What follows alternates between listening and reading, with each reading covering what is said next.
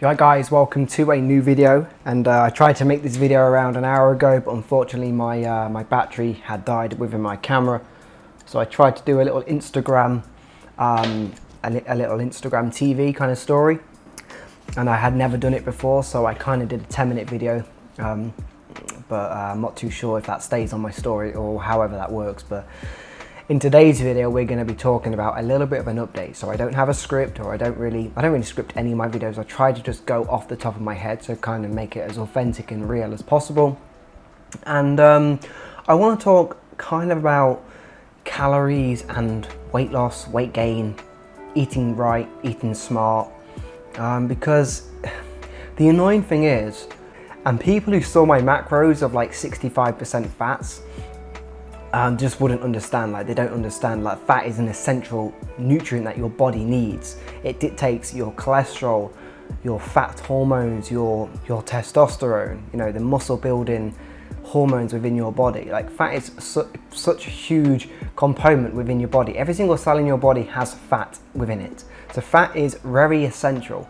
And basically what I want to talk about is that I have been following a very, so my training has gone from, I was following kind of Dorian Yates kind of style training, so it was already quite high intensity, but then I switched over to like Larry Wheels kind of style training. So I lowered my cardio from like 2 hours of cardio a week to around 40 minutes of cardio a week, but then I increased my yoga from like an hour of yoga a week to 3 hours of yoga. So I do 4 45-minute sessions of yoga a week, and basically training 4 days a week. So like a typical workout would just be like 10 sets of bench press and 10 sets of deadlifts, for example, or 10 sets of shoulder press, a military press, sorry, and then, you know, doing another compound movement like the squat or bench.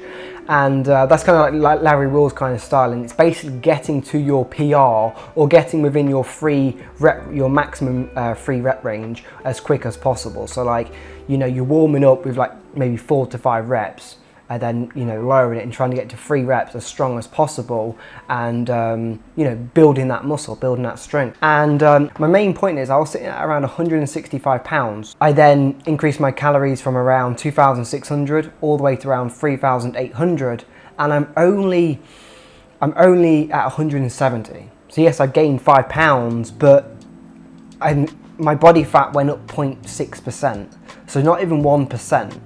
So, I mean, most of that's going to be like water weight, glycogen. I was like on low carbs, so therefore there's around 2 pounds of glycogen that would basically be irrelevant. So I was around 168, I've gone to 167, so 2 pounds within like 3 to 4 weeks isn't really a lot if you think about it, if you think about the calorie increase.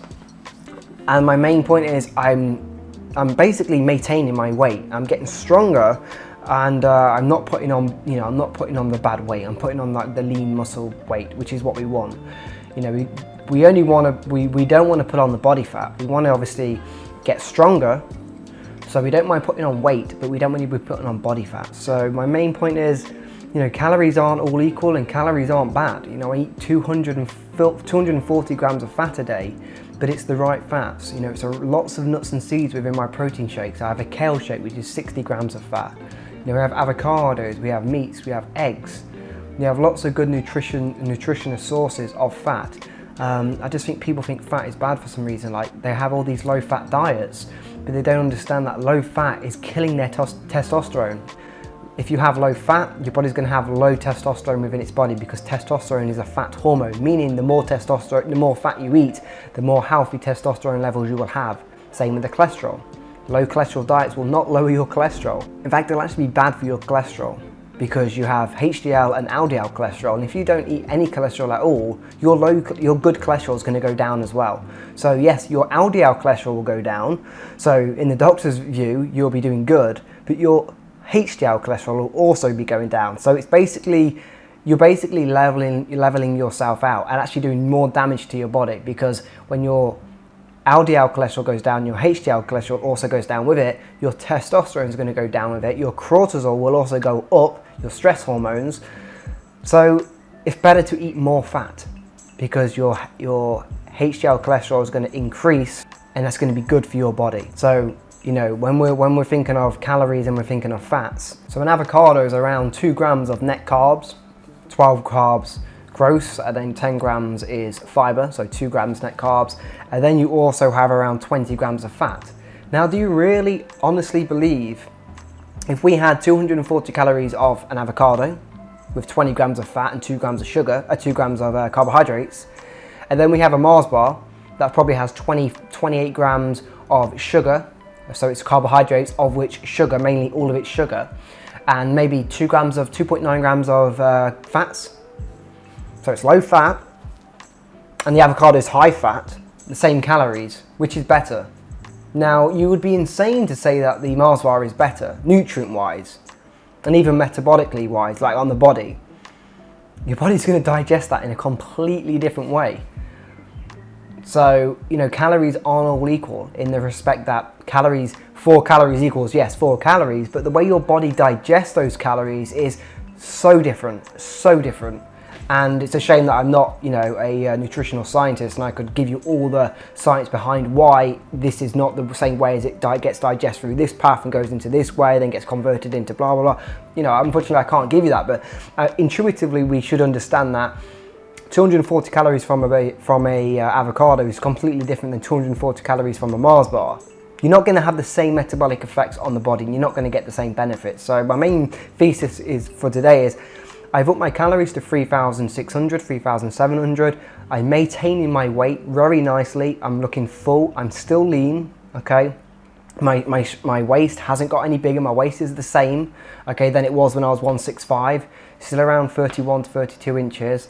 And my main point is, get off these low-fat diets. If you can tell me why a low-fat diet is better for you than a high-fat, low-carbohydrate diet, or a high-fat, moderate carbohydrate diet, where you can do intermittent fasting, so you can increase your human growth hormone, HGH, human growth hormone, from intermittent fasting. You can get into autophagy benefits, you know, the recycling of old cells. You can have higher testosterone levels.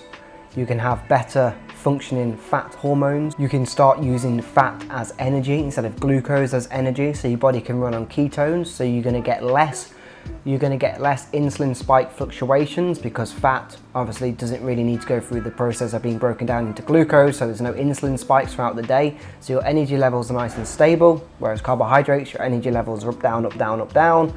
So I mean, more people are going to high fat now. It's very obvious that more people are adopting this, and more people who are actually into the scientific background and reading the books that are coming out and the new published data. Most people are going to the high fat diets, but there are still some people out there who actually really do believe that low fat is the right way to go. And it's very mind-boggling to actually see people who actually really do believe that the fat is the enemy. So I'm a perfect example, and as a personal trainer who went on 5,000 calories of low fat, high carbohydrates and gained 22 pounds, and then did high fat, low carb and gained 1.9 pounds. So there's a straight distinction between, the calories were the same, the weight gain was completely different.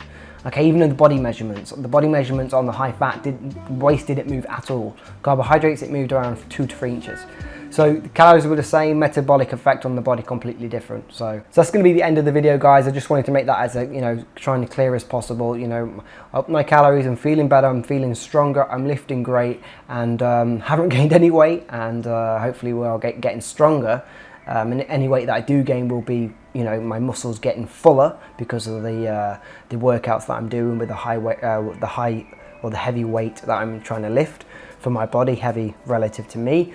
And like I say, it's the right fat sources. So we're having the bulletproof coffee, avocados, good meat, nuts and seeds and stuff like that. So if you would like a personalized meal plan or a workout plan that you can follow religiously, and you can work one-on-one with me, we can do online consultations. I offer all of that on my website at parkerperformance.com. The link will be in the description below. And if you've liked this video, give it a thumbs up. I will be doing more of them. This is just a little short 10-minute video. And other than that, guys, I will see you all in the next video.